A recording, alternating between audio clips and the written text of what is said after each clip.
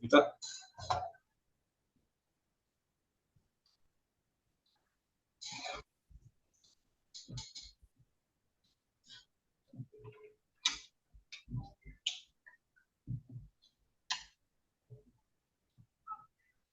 Halo, Assalamualaikum. Mangga, Bu Pita.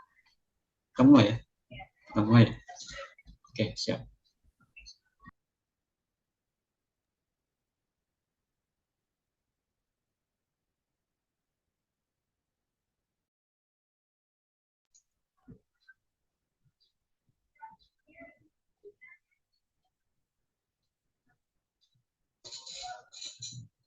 Baik, Ibu dosen dan teman-teman sekalian, mohon izin untuk memulai presentasi kelompok pertama hari ini. Bismillahirrahmanirrahim. Assalamualaikum warahmatullahi wabarakatuh.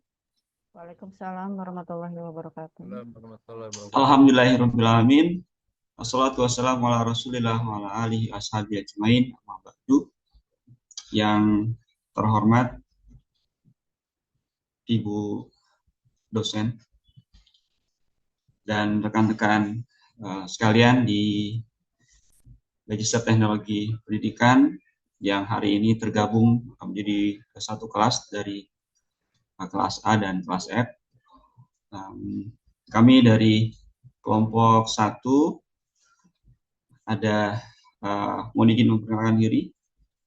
Saya Ahya Triadi dan ada rekan saya yang akan mempresentasikan makalah ini juga, yaitu Ibu Vita Pratiwi. Bapak dan Ibu, mari membuka diskusi kita hari ini dengan membaca basmalah bersama-sama. Bismillahirrahmanirrahim. Mudah-mudahan diskusi kita atau presentasi pada hari ini bisa membawa banyak kebaikan untuk kita semua nantinya.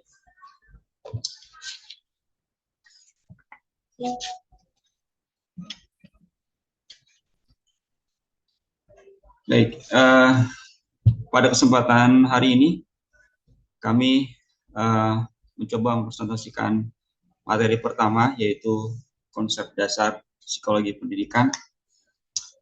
Kita mulai dari apa itu konsep dasar psikologi pendidikan. Bu Vita masih di awal saja, nggak apa-apa. Baik, Bapak dan Ibu, makalah kami membahas tentang konsep dasar psikologi pendidikan yang nantinya akan kami bahas. Di antaranya ada beberapa poin yang bisa kami sampaikan, di antaranya adalah tentang pengertian psikologi pendidikan. Kemudian nanti akan ada kami akan menjelaskan juga tentang sejarah dan perkembangan psikologi pendidikan. Yang berikutnya ada peran psikologi pendidikan, yang dilanjutkan dengan teori-teori utama atau teori-teori yang relate dengan psikologi pendidikan nantinya. Kemudian dilanjutkan dengan penerapan psikologi pendidikan dalam proses pembelajaran, dan yang terakhir tentang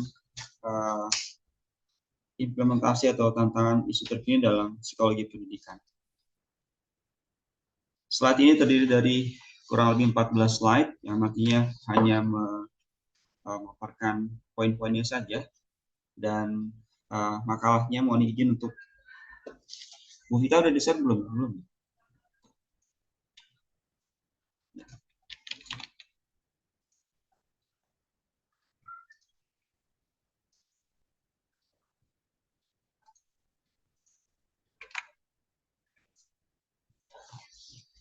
Baik, konsep dasar psikologi pendidikan ini adalah kajian atau teori yang isinya adalah tentang gagasan yang mendasari bagaimana cara memahami dan mengaplikasikan psikologi dalam konteks pendidikan.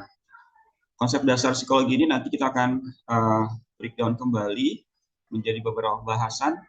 Di antaranya adalah kita akan mengenal dasar-dasar itu gagasan menerapkan psikologi pendidikan ini dalam dunia pendidikan. Tentunya nanti akan ada pada peserta didik nantinya. Yang bisa kita lihat diantaranya adalah dari konsep dasar psikologi pendidikan ini adalah terkait dengan perkembangan peserta didik. Kemudian ada motivasi belajar siswa, proses belajar, proses pembelajaran di kelas. Kemudian yang sering kita temui adalah terkait dengan perbedaan individual. Kemudian ada juga terkait dengan penilaian dan evaluasi. Itu menjadi gagasan atau ide dasar, konsep dasar yang ada di psikologi pendidikan.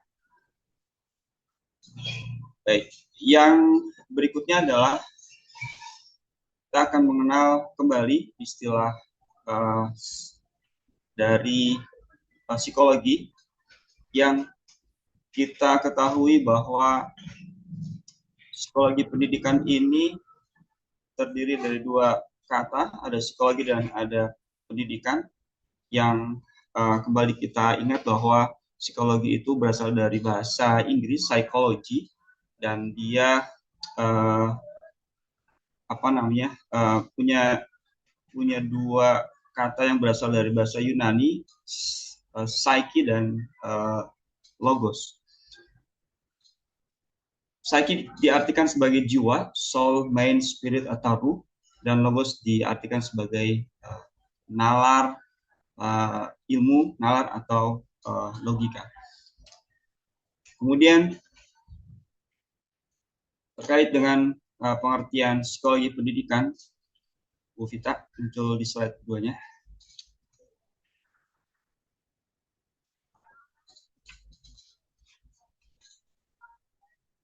Psikologi pendidikan ini adalah bagian dari kajian psikologi atau cabang dari psikologi yang mempelajari bagaimana manusia belajar dalam lingkungan pendidikan, efektivitas, dan intervensi pendidikan.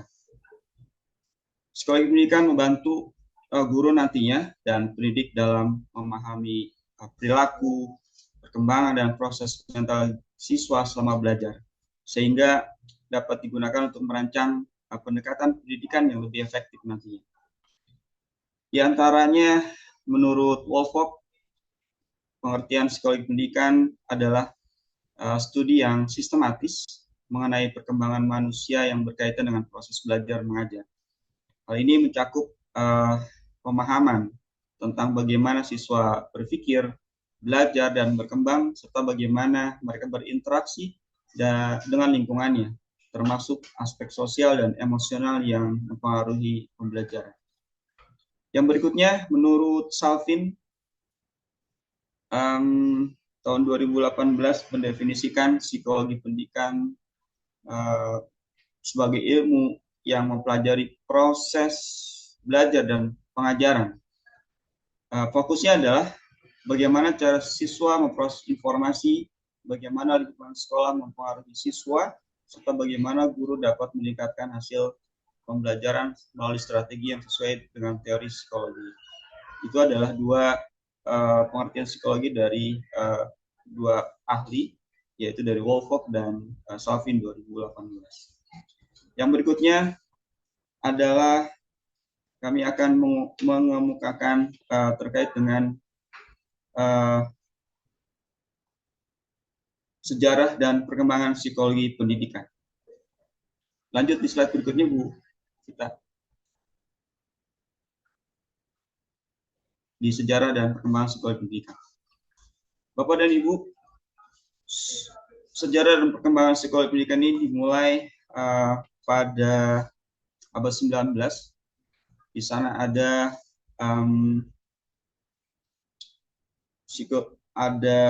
tokoh atau yang kita sebut dengan tokoh psikologi, yaitu William James.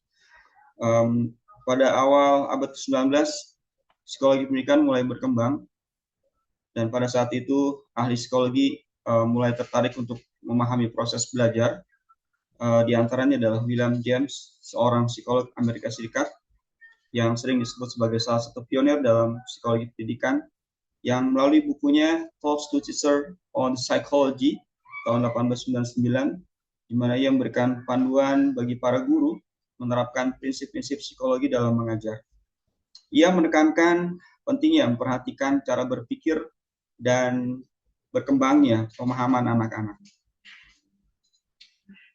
Pada abad ini ada juga tokoh yaitu Hermann Ebbinghaus dalam bukunya Memory Contribution to Experimental Psychology juga memberikan kontribusi besar dalam memahami bagaimana ingatan dan lupa berperan dalam proses belajar melalui eksperimen-eksperimennya mengenai kurva belajar dan lupa. Yang berikutnya ada di abad ke-20 berkembang teori behaviorisme. Pada abad ini psikologi pendidikan didominasi oleh teori behaviorisme yang dikemukakan oleh tokoh John B. Watson dan B.F. Skinner. Teori ini menekankan bahwa belajar adalah hasil dari interaksi individu dengan lingkungannya melalui proses stimulus dan respon. Behaviorisme mempengaruhi banyak strategi pendidikan seperti penguatan positif dan negatif yang sering digunakan dalam metode pengajaran di kelas. Yang berikutnya ada pada abad ke-20, akhir abad ke-20, yang lebih familiar dengan pendekatan humanistiknya. Pendekatan humanistik ini dikemukakan oleh tokoh Carl Rogers dan Abraham Maslow yang menekankan pada pentingnya memenuhi kebutuhan emosional dan psikologi siswa untuk mendukung proses belajar. Maslow sendiri dengan teori hierarki kebutuhannya menyatakan bahwa siswa harus terlebih dahulu memenuhi kebutuhan dasar seperti rasa aman dan cinta sebelum mencapai aktualisasi diri dalam belajar. Dan yang terakhir, perkembangan terkini dan teknologi abad ke-21 atau kita sebut dengan di era modern, psikologi pendidikan semakin terpengaruh oleh perkembangan teknologi dan penemuan dalam ilmu kognitif dan neuroscience. Teknologi pendidikan seperti pembelajaran berbasis komputer dan artificial intelligence atau AI menjadi fokus utama dalam eksplorasi cara belajar yang lebih efektif. Penelitian terbaru menunjukkan bahwa pemanfaatan teknologi yang disesuaikan dengan prinsip psikologi kognitif dapat meningkatkan keterlibatan dan motivasi siswa. Yang berikutnya adalah terkait dengan lanjut ke teori-teori yang terkait dengan psikologi pendidikan.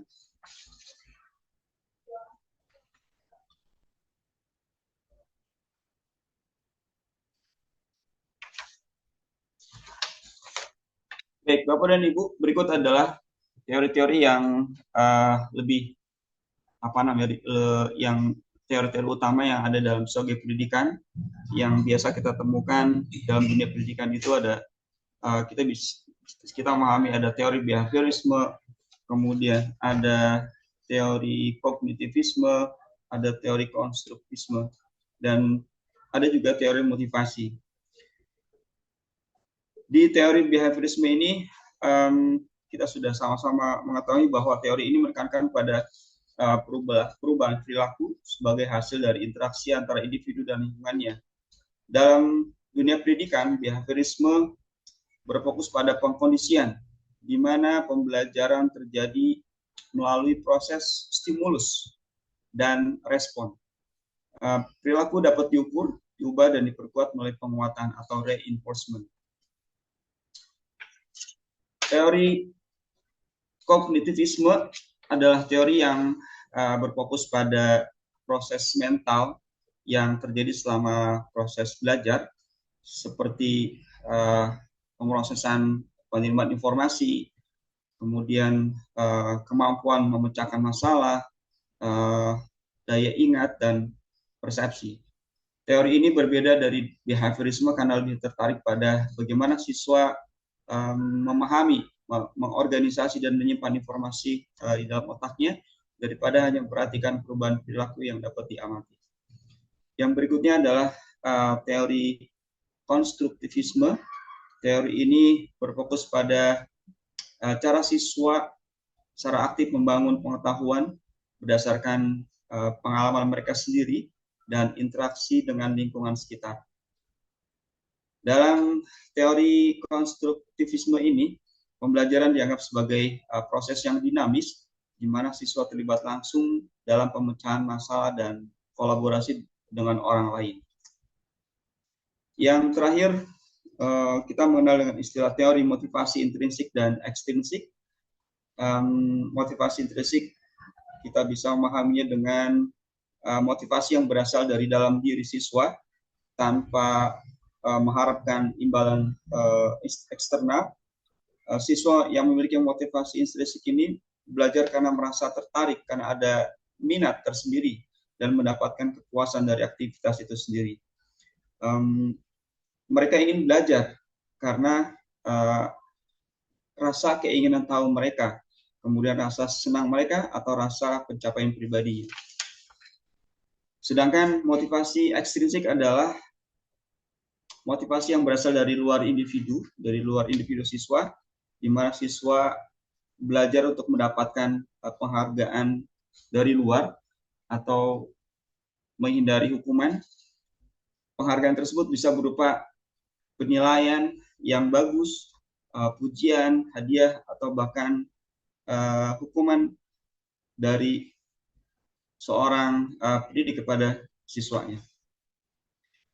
Baik, dari teori-teori, dari beberapa teori yang tadi dikemukakan, itu adalah beberapa teori yang kami anggap relate dengan dan mendekati pada teori psikologi pendidikan. Yang selanjutnya akan dilanjutkan bahasan lainnya oleh Bu Vita terkait dengan penerapan psikologi pendidikan dan dalam proses pembelajaran.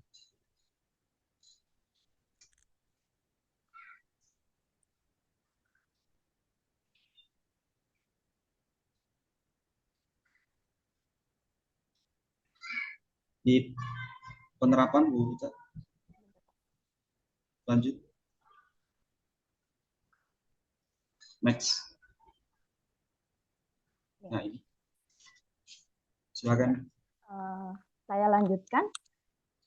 Izin Ibu dosen dan Bapak Ibu rekan mahasiswa sekalian, untuk penjelasan selanjutnya tentang peranan psikologi pendidikan, di mana di sini ada 3 poin penting. Yang pertama adalah motivasi belajar, kemudian yang kedua adalah terkait dengan perkembangan kognitif, dan yang ketiga adalah interaksi sosial. Untuk poin per poinnya akan coba saya jelaskan sebagai berikut. Yang pertama, yang berhubungan dengan motivasi belajar, di mana motivasi belajar adalah salah satu aspek terpenting yang sangat dipengaruhi oleh psikologi yang menentukan sejauh mana seseorang siswa berusaha mencapai tujuan belajar dan bagaimana mereka mempertahankan keinginannya untuk belajar bahkan ketika menghadapi hambatan. Menurut ahli Maslow pada tahun 1943, motivasi manusia dibentuk berdasarkan hierarki kebutuhan yang meliputi kebutuhan fisiologis hingga kebutuhan aktualisasi diri. Dalam konteks pendidikan, siswa akan lebih termotivasi untuk belajar apabila kebutuhan dasar mereka yang berupa rasa aman, rasa diterima, dan penghargaan telah terpenuhi. Seorang siswa mencapai tingkat aktualisasi diri, mereka akan termotivasi secara intrinsik untuk belajar dan berkembang. Kemudian, dari Maxelan ada pendapat bahwa motivasi manusia, termasuk motivasi belajar, dipengaruhi oleh 3 kebutuhan utama, yaitu kebutuhan untuk pencapaian atau achievement, kemudian yang kedua adalah kebutuhan akan afiliasi, dan yang ketiga adalah kebutuhan akan kekuasaan atau power. Selanjutnya untuk bagian yang kedua terkait dengan perkembangan kognitif. Di sini untuk perkembangan kognitif berhubungan dengan bagaimana siswa memahami, memproses, dan menggunakan informasi. Ada 4 tahapan dalam perkembangan kognitif. Yang pertama untuk sensori motor, kemudian yang kedua praoperasional, yang ketiga operasional konkret, dan yang keempat operasional formal. Di mana dalam setiap tahap perkembangan ini memiliki karakteristik kognitif yang berbeda, sehingga strategi pengajaran perlu disesuaikan. Misalkan, siswa yang berada dalam tahap operasional konkret di usia 7-11 tahun lebih baik dalam mempelajari konsep yang konkret daripada abstrak. Dan yang ketiga, untuk interaksi sosial. Interaksi sosial adalah pendidikan memainkan peran dalam perkembangan psikologi siswa, terutama dalam aspek pembentukan sikap, nilai, dan keterampilan sosial. Di mana psikologi pendidikan menunjukkan bahwa lingkungan sosial di sekolah, termasuk hubungan antara siswa dan teman sebaya dan guru, berpengaruh besar pada hasil pembelajaran. Albert Bandaru dengan teori pembelajaran sosial menunjukkan bahwa siswa belajar tidak hanya dari pengalaman langsung, tetapi juga dari pengamatan terhadap orang lain. Melalui proses yang disebut modeling, siswa mengamati perilaku orang lain, yaitu guru, teman, atau orang tua, meniru perilaku tersebut dan mendapatkan umpan balik sosial. Di sini sangat relevan dalam konteks kelas di mana siswa dapat belajar dari perilaku rekan mereka dan guru mereka. Selanjutnya, penerapan. yang mana? Tatanan isu ya, Pak? Penerapan dulu. Penerapan. Tidak ada, Pak. Ini ya? Lagi. Nah, ini. Ini? Ya. Ya. Selanjutnya untuk penerapan psikologi pendidikan dalam proses pembelajaran, ada 5 poin, yaitu pengelolaan kelas, motivasi belajar, pengembangan materi pembelajaran, evaluasi dan asesmen, dan strategi pembelajaran yang efektif. Di mana tadi untuk poin-poinnya sudah diterangkan oleh Pak Ahyat. Selanjutnya saya langsung pada pembahasan tentang tantangan dan isu terkini dalam psikologi pendidikan. Di sini ada 5 poin. Yang pertama, diversitas siswa dan inklusi pendidikan. Kemudian teknologi dan pembelajaran digital, kesehatan mental siswa, penilaian dan evaluasi yang adil dan inklusif, tantangan dalam mengimplementasikan kurikulum berbasis kompetensi atau kurikulum merdeka. Untuk penjelasannya, yang pertama,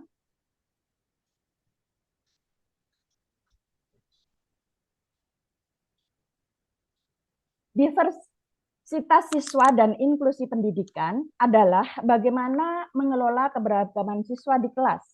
Siswa datang dari berbagai latar belakang, termasuk perbedaan sosial, budaya, ekonomi, agama, dan kebutuhan khusus. Guru dan tenaga pendidik harus mampu menggunakan pemahaman psikologi untuk menciptakan lingkungan belajar yang inklusif, di mana semua siswa merasa diterima dan didukung. Perbedaan kemampuan belajar atau learning disabilities, siswa berkebutuhan khusus, dan perbedaan budaya menuntut guru untuk menyesuaikan metode pengajaran mereka. Untuk penjelasan yang kedua terkait dengan teknologi pembelajaran digital. Kemajuan teknologi membawa perubahan besar dalam cara siswa belajar. Teknologi pendidikan seperti e-learning, aplikasi pendidikan, dan pembelajaran daring atau online learning memberikan fleksibilitas, tetapi juga menimbulkan tantangan baru. Beberapa tantangan meliputi rendahnya keterlibatan siswa, kurangnya interaksi sosial, serta perbedaan akses terhadap teknologi di kalangan siswa. Perubahan mendadak ke pembelajaran jarak jauh atau PJJ selama pandemi COVID-19 memperlihatkan tantangan dalam menjaga motivasi dan keterlibatan siswa, di mana guru harus memikirkan cara menghadapi psikologi pendidikan dalam konteks teknologi untuk meningkatkan efektivitas pembelajaran. Kemudian untuk yang ketiga, terkait dengan kesehatan mental siswa. Kesehatan mental siswa menjadi isu yang semakin penting dalam pendidikan, terutama dengan meningkatkan tekanan akademik, media sosial, dan permasalahan sosial ekonomi yang mempengaruhi siswa. Psikologi pendidikan berperan dalam membantu siswa mengatasi stres, kecemasan, dan masalah mental lainnya yang bertumpuk pada pembelajaran mereka. Peningkatan kasus kecemasan dan depresi di kalangan siswa akibat tekanan akademik dan lingkungan sosial menjadi perhatian utama bagi sekolah dan orang tua. Pendidikan yang hanya berfokus pada hasil akademik dapat memperburuk masalah kesehatan mental. Yang keempat, penilaian dan evaluasi yang adil dan inklusif. Penilaian dan evaluasi terhadap siswa masih menjadi tantangan dalam sistem pendidikan, terutama karena banyak alat evaluasi yang dianggap tidak inklusif. Sebagian besar penilaian tradisional seperti tes standar tidak dapat menangkap seluruh aspek kemampuan dan kecerdasan siswa. Selain itu, asesmen yang berbasis tes kognitif seringkali tidak mempertimbangkan kecerdasan majemuk dan aspek non-kognitif seperti keterampilan sosial dan emosional. Permasalahan asesmen standar seringkali diganggu bias terhadap kelompok tertentu, misalnya siswa dari latar belakang sosioekonomi rendah atau siswa dengan gaya belajar yang berbeda. Kemudian yang terakhir, yang kelima adalah tantangan dalam mengimplementasikan kurikulum berbasis kompetensi atau kurikulum merdeka. Di Indonesia, tantangan ini dalam psikologi pendidikan adalah implementasi kurikulum merdeka yang berbasis kompetensi. Kurikulum ini menekankan pentingnya pembelajaran yang berpusat pada siswa dan pengembangan kemampuan kritis serta kreativitas. Namun, tantangan yang muncul adalah bagaimana guru dapat menerapkan pendekatan ini secara efektif di kelas dengan sumber daya yang terbatas dan beban kerja yang berat. Kurangnya pelatihan dan persiapan bagi guru untuk mengimplementasikannya, pendekatan yang lebih efektif dan inovatif sesuai kurikulum merdeka menjadi salah satu kendala di lapangan. Dengan pemahaman psikologi pendidikan seperti teori konstruktivisme yang menekankan bahwa siswa membangun pengetahuan mereka melalui pengalaman belajar aktif dapat membantu guru merancang pembelajaran yang lebih sesuai dengan tuntutan kurikulum. Untuk selanjutnya, kita masuk pada pembahasan. Simpulan. Masih ada, Pak?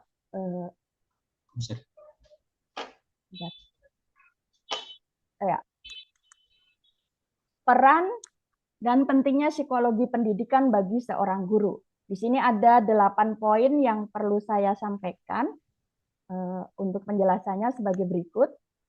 Yang pertama terkait dengan fungsi untuk menentukan strategi dan metode pembelajaran, yaitu dapat digunakan untuk membantu guru memahami karakteristik siswa sehingga strategi dan metode pembelajaran dapat disesuaikan dengan kebutuhan perkembangan, gaya belajar, serta motivasi siswa untuk belajar optimal. Kemudian peran yang atau manfaat yang kedua adalah untuk mengevaluasi hasil pembelajaran, di mana psikologi pendidikan berperan dalam mengevaluasi pembelajaran dengan memahami proses kognitif siswa, mengidentifikasi hambatan belajar, serta menyesuaikan evaluasi berdasarkan kemampuan dan kebutuhan individual siswa. Kemudian untuk manfaat atau peran yang ketiga adalah pembentukan kepribadian pendidik, yaitu membantu untuk pembentukan kepribadian pendidik dengan mengembangkan empati, keterampilan komunikasi, pengendalian emosi, serta pemahaman terhadap dinamika perkembangan siswa untuk mendukung lingkungan belajar positif. Yang keempat adalah membentuk prestasi belajar, di mana dapat membantu siswa dalam membentuk prestasi belajar dengan memahami motivasi, gaya belajar, serta faktor emosional siswa. Sehingga seorang pendidik dapat menciptakan lingkungan yang mendukung keberhasilan akademis. Untuk manfaat yang kelima, yaitu memahami perbedaan siswa, di mana dalam psikologi pendidikan dapat membantu guru memahami perbedaan individu siswa dalam aspek kognitif, emosional, dan sosial, sehingga strategi pembelajaran dapat disesuaikan untuk memenuhi kebutuhan setiap siswa. Yang keenam, menciptakan iklim belajar yang kondusif, di mana psikologi pendidikan dapat membantu untuk menciptakan iklim belajar kondusif dengan memahami dinamika kelompok, kebutuhan emosional siswa, dan membangun hubungan positif yang mendukung rasa aman dan nyaman dalam belajar. Kemudian, untuk manfaat dan peran yang ketujuh adalah mengetahui keadaan emosi, di mana dalam psikologi pendidikan ini dapat berperan dalam memahami emosi siswa yang memungkinkan pendidik untuk menyesuaikan pendekatan pengajaran untuk menciptakan lingkungan yang mendukung kesejahteraan emosional dan keberhasilan akademis. Dan yang terakhir adalah meningkatkan motivasi belajar, di mana untuk psikologi pendidikan ini dapat meningkatkan motivasi belajar dengan memahami faktor internal dan eksternal yang memengaruhi minat siswa serta merancang strategi yang mendorong keterlibatan dan pencapaian tujuan belajar. Saya lanjutkan untuk terakhir, yaitu untuk kesimpulan. Kesimpulannya di sini. Yang pertama, pentingnya psikologi pendidikan. Psikologi pendidikan membantu guru memahami perilaku, perkembangan kognitif, dan kebutuhan siswa, serta merancang metode pembelajaran yang lebih efektif berdasarkan teori-teori utama seperti behaviorisme, kognitivisme, dan konstruktivisme. Kemudian yang kedua, memahami perbedaan individu. Dengan memahami psikologi pendidikan, guru dapat menyesuaikan pendekatan pembelajaran sesuai dengan perbedaan individu dalam kemampuan, gaya belajar, dan motivasi belajar siswa, serta memberikan pendekatan yang lebih personal dan fleksibel. Untuk kesimpulan yang terakhir, lingkungan belajar yang mendukung. Penggunaan konsep psikologi pendidikan seperti motivasi dan evaluasi menciptakan lingkungan belajar yang mendukung kemajuan akademis dan emosional siswa, meningkatkan keterlibatan, dan memaksimalkan potensi mereka. Demikian presentasi dari kelompok kami. Apabila ada kesalahan atau kekurangan dalam kami menyampaikan materi, mohon dimaafkan. Selanjutnya saya kembalikan kepada Pak Hayat selaku moderator. Baik, terima kasih Bu Vita dan rekan-rekan sekalian. Setelah ini kita lanjutkan dengan sesi diskusi untuk bisa mengefisiensi waktu. Kita buka 2-3 pertanyaan untuk diskusi materi terkait materi kami yang sudah kami sampaikan tadi tentang konsep dasar psikologi pendidikan pagi hari ini. Baik, kita mulai dari yang sudah resen, ada Pak Nur Hasan, kemudian Pak Bu Fitri dan Pak Syahbirin. Baik, kita mulai dari Pak Nur Hasan terlebih dahulu. Maka Pak Nur Hasan. Baik, terima kasih Pak Ahyat dan Bu Vita. Mohon izin Ibu Dr. Eka. Bismillahirrahmanirrahim. Assalamualaikum warahmatullahi wabarakatuh. Apresiasi saya ini bagus sekali untuk kelompoknya Pak Ahyat dan Bu Vita. Materinya begitu lengkap, menyeluruh. Kemudian PPT-nya juga tampilannya luar biasa. Terima kasih. Ada yang ingin saya atau kita diskusikan. Yang pertama, sepertinya tadi materi psikolog ini lebih condong kepada teori-teori psikolog barat begitu. Karena memang kita pahami banyak sekali tokoh-tokoh psikolog di dunia barat. Dari Wilhelm Wundt, ya kemudian juga ada Ivan Pavlov, kemudian ada Alfred Binet dan lain sebagainya. Nah, namun tidak kalah hebatnya dalam dunia Islam juga banyak tokoh-tokoh psikolog Muslim seperti Abu Jaid, Al-Kindi, Al-Farabi, Ibnu Sina, kemudian Al-Ghazali. Begitu pula dengan tokoh-tokoh yang ada di Indonesia seperti Dr. Seto Mulyadi, Profesor Dr. Slamet, ya, kemudian Dr. Anda Ninik dan lain sebagainya. Dalam Islam tentu sangat jelas sekali bahwa al-Islamu ya'lu wa la yu'la alaih. Islam itu tinggi dan tidak ada yang lebih tinggi. Artinya Islam sebagai agama yang sudah lengkap, sudah sempurna, semuanya sudah ada di dalam Islam. Yang ingin saya tanyakan, ya, misalnya begini, ada konteks kata Rasulullah, khatibun nasi ala qadrihi ukulihim. Berbicaralah engkau kepada manusia sesuai dengan ukuran akalnya. Maka itu sudah bagian dari psikolog pendidikan. Kemudian dakwatun nasi ilallah bil hikmah wal mau'izatil hasanah hatta yaqtur bitagut wa yu'min billah. Maka di situ pun sudah ada psikolog pendidikan bahwa kita harus menyampaikan sesuatu itu dengan arif dan bijaksana dan dengan cara yang baik. Kemudian ada juga ya ayyuhalladzina amanu lima taquluna ma la taf'alun kaburomatan indallahi an taqulu ma la taf'alun. Allah benci kepada orang yang hanya cuma bisa berbicara, bisa ngomong, bisa menyampaikan tetapi tidak mengamalkan.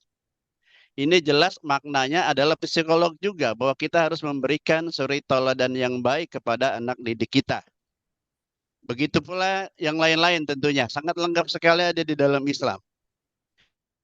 Nah, yang ingin saya tanyakan atau diskusikan, yang pertama adalah kalau kita bandingkan antara teori-teori psikolog Barat dengan teori-teori psikolog Islam, ini kira-kira mana yang harus kita gunakan? Yang kedua, psikolog pendidikan yang diterapkan di Indonesia ini kira-kira mengacu pada psikolog mana ini? Barat atau Muslim? Demikian, Kang Ahyat dan Bu Pita. Terima kasih. Assalamualaikum warahmatullahi wabarakatuh.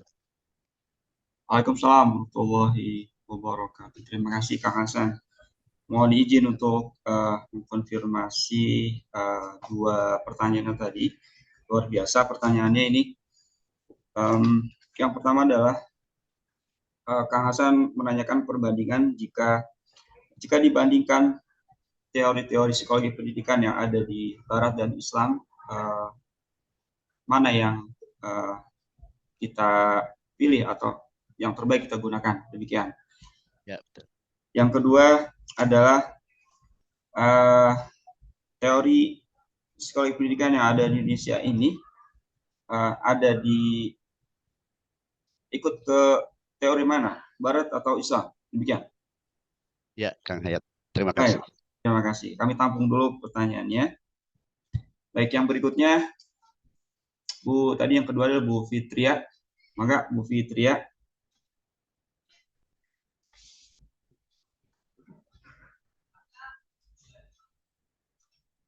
Masih di mute, Bu?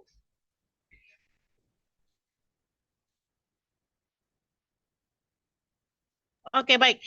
Assalamualaikum, selamat pagi menuju siang yang terhormat Ibu Dr. Eka beserta teman-teman sekalian.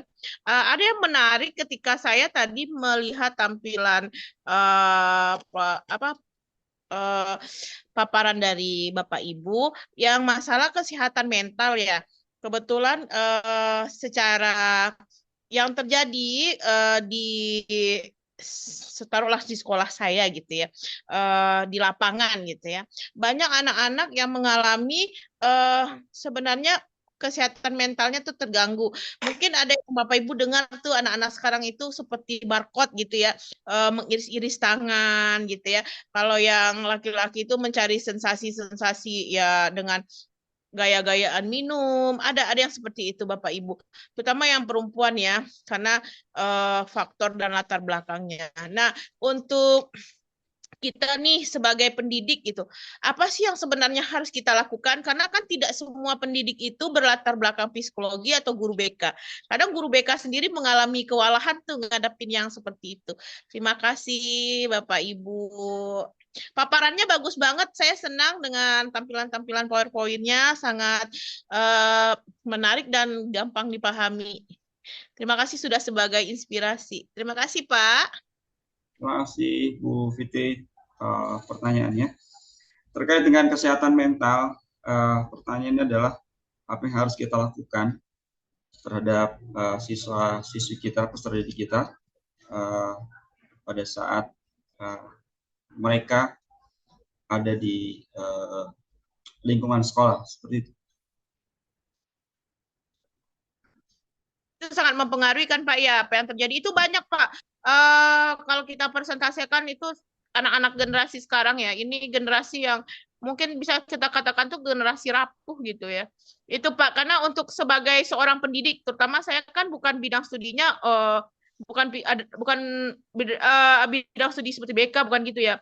Bidang studi saya matematika. Jadi saya untuk menghadapi anak seperti itu juga saya perlu belajar lagi. Nah, saya pengen tahu tuh Pak, gimana nih dalam psikologi pendidikan kita tuh harus bagaimana sih ngadepin anak yang rapuh seperti ini atau generasi yang saat ini tuh benar-benar generasi yang haus kasih sayang, rapuh gitu ya.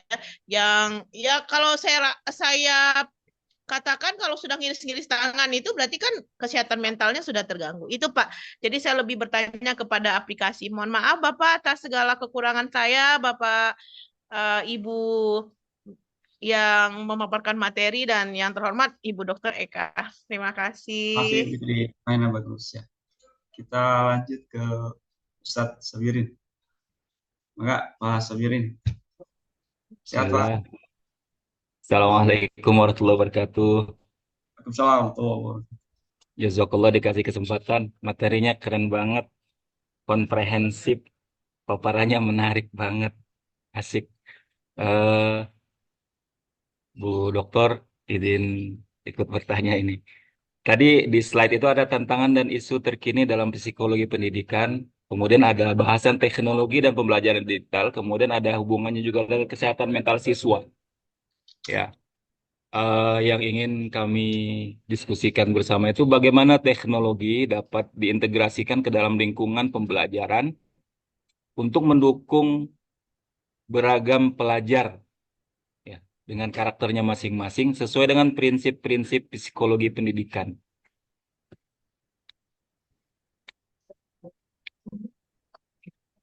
Begitu Pak Hayat dan Bu Fitri.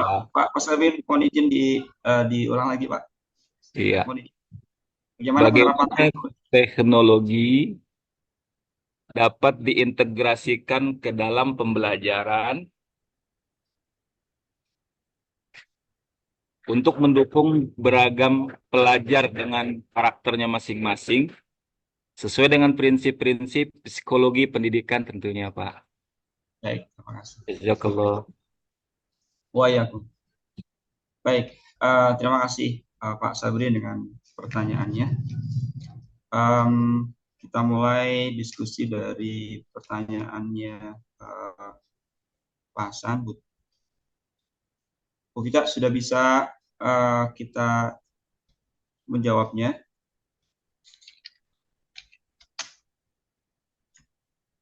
Silakan Pak Ayat mau jawab yang nomor 1. Kalau saya mau mencoba jawab yang nomor 2 dulu, yang dari Bu Fitri ya. Oke, Bu Vita, nomor 2 dulu. Oke, ya. Assalamualaikum warahmatullahi wabarakatuh. Terima kasih untuk Ibu Fitria atas pertanyaannya.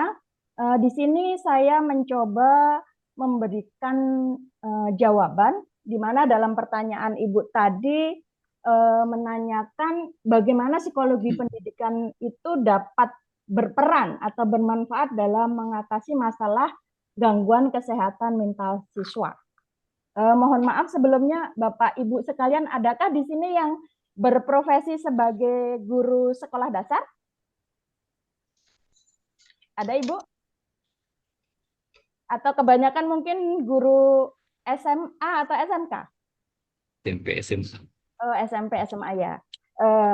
Begini ya Bapak Ibu sekalian, mohon maaf apabila nanti dalam menyampaikan penjelasan mungkin saya tidak bisa memberikan wawasan yang luas karena pengalaman saya di sini saya akan menyampaikan pengalaman saya untuk mengatasi gangguan kesehatan mental siswa pada sekolah dasar. Karena kebetulan saya bertugas sebagai guru sekolah dasar. Begini Ibu, untuk yang pertama, kita dalam setiap penerimaan siswa baru atau dalam setiap awal tahun ajaran, kita pasti akan mendapatkan siswa atau menemui siswa yang baru. Di mana di situ tugas kita adalah melakukan identifikasi dini atau kognitif pemahaman untuk pengetahuan identitas mereka dari awal. Yang pertama, kita harus mengetahui latar belakang siswa tersebut dari keluarga yang seperti apa. Kemudian, kedua, kita bisa bertanya kepada guru, rekan kita yang mengajar anak tersebut pada kelas sebelumnya. Kemudian, kita juga bisa melakukan wawancara secara langsung terhadap anak-anak tersebut secara satu persatu. Jadi kita deteksi, kita mengadakan asesmen awal untuk mengetahui semuanya itu, baik kita lakukan secara tertulis maupun dengan cara interview. Nah, dari situ kita akan mengetahui kondisi dari siswa itu baik secara kepribadian maupun mental yang dimiliki mereka. Kemudian apabila ada siswa yang mengalami masalah ketika kita melaksanakan pembelajaran, kita bisa melakukan pendekatan. Biasanya dalam proses KBM itu kan dari sekian siswa yang kita ajar itu pasti ada 1, 2, 3 yang tidak mau mendengarkan atau bahkan cuek dan tidak mau tahu dan bahkan membuat suasana KBM di kelas itu menjadi kacau. Nah ini kalau ini udah sering saya alami Ibu. Ada yang ketika kita menerangkan siswa malah berteriak-teriak sendiri. Ada yang ketika kita memberikan arahan, ada siswa yang hanya cuman diam saja. Ketika kita tanya tidak ada feedback, tidak ada jawaban. Nah, di sini dari satu persatu itu kita dekati mereka, kita ajak mereka untuk berbicara. Kita cari kenapa, alasannya apa yang membuat kamu seperti itu. Mungkin ini kalau untuk anak SD. Nah, kalau untuk jenjang SMP sama SMA, mungkin biasanya kan ada guru BP ya. Jadi kalau misalnya di dalam kelas kita tidak bisa mengatasinya sendiri, mungkin kita bisa meminta bantuan kepada Bapak Ibu guru BP yang bisa memberikan penanganan yang lebih tepat. Kemudian selanjutnya adalah kita harus selalu bisa untuk memberikan pelatihan sosial. Dengan contoh yang konkret, misalnya ketika kita berkomunikasi face to face, kita harus menghargai mereka. Jangan kita berbicara tapi kita tidak melakukan tatap mata dengan mereka. Itu akan merupakan satu penurunan psikologis bagi mereka. Mereka akan terabaikan, akan merasa tidak dihargai, akan merasa hanya dianggap kurang mampu atau yang lain sebagainya. Nah, kemudian biasanya dalam pembelajaran kita melakukan kegiatan tugas berkelompok. Dari tugas berkelompok itu nanti kita akan bisa membaca mana siswa yang mampu untuk memimpin temannya, mana siswa yang hanya mampu untuk mengikuti perintah dari temannya. Nah, di sini kita tidak bisa memaksakan individu per individu itu untuk selalu mengikuti apa yang kita inginkan. Jadi ketika kita menunjuk mereka untuk tampil ke depan kelas, kemudian mereka merasa tidak mampu atau tidak mau, kita tidak harus memaksakan mereka. Kecuali kalau misalnya Bapak dan Ibu guru mengajarnya di SMA. Di sini mereka harus dewasa untuk menerima tugas itu. Kita harus memberikan tekanan yang lebih keras. Tunjukkan bahwa kalian mampu tanpa harus Bapak Ibu guru mendorong terus-menerus. Nah, di sini Bapak dan Ibu bisa memberikan motivasi yang baik. Ya, dengan komunikasi yang baik, kemudian memberikan teman-temannya untuk bisa mensupport sehingga dia mempunyai keberanian atau rasa percaya diri untuk tampil di depan kelas di hadapan teman-temannya. Kemudian apabila ada permasalahan yang dihadapi, misalnya kalau di anak SMA mungkin biasanya ada yang suka tawuran atau mungkin yang depresi, nggak bisa mengikuti pelajaran karena mungkin ada permasalahan di keluarganya atau mungkin ada masalah dengan teman-temannya.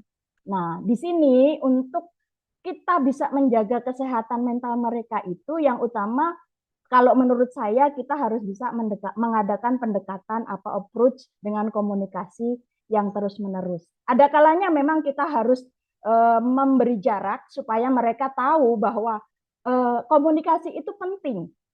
Nggak enaknya orang tidak diajak komunikasi itu biar mereka merasakan. Jadi ternyata ketika Bapak Ibu guru memberikan komunikasi, berbicara dengan teman, mereka menanggapi, itu akan terjadi komunikasi yang baik, akan terjadi sebuah hubungan yang harmonis, bisa bercanda, bisa tertawa, walaupun hubungan guru dan siswa. Tapi kalau misalnya ketika kita memberikan sedikit peringatan kepada anak yang dalam kategori bandel atau mungkin sedikit tidak mau mengikuti apa yang kita mau dan selalu seenaknya sendiri, itu sedikit mungkin perlu kita memberikan pelajaran, kita abaikan mereka, biar mereka merasakan ternyata tidak dianggap itu nggak enak, ternyata tidak diajak bicara itu nggak enak.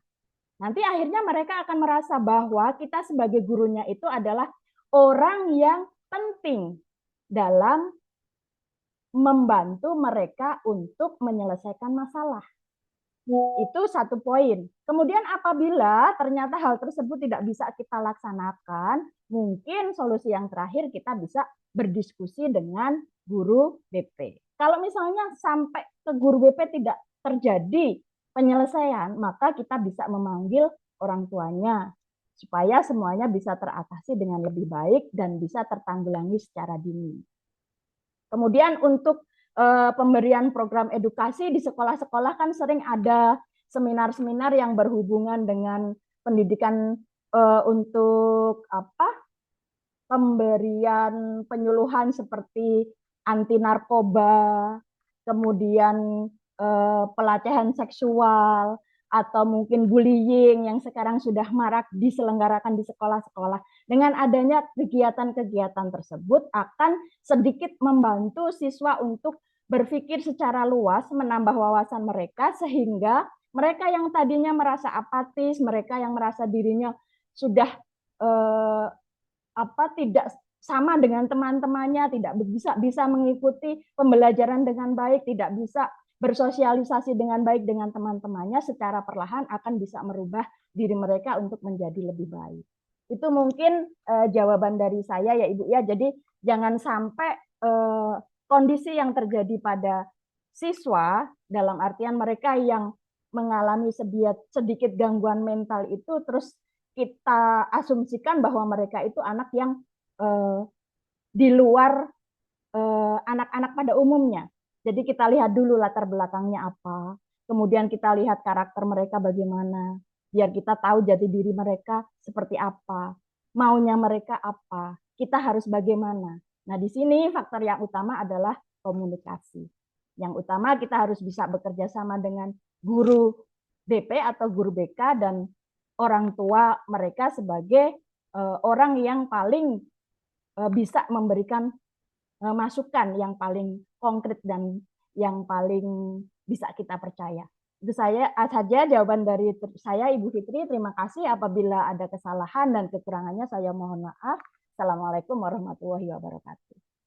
Waalaikumsalam warahmatullahi wabarakatuh. Sedikit Ibu. Waalaikumsalam warahmatullahi. Ya, Ya. mohon izinnya Pak, sedikit. Silakan. Yes. Kalau itu secara bukan tadi SD.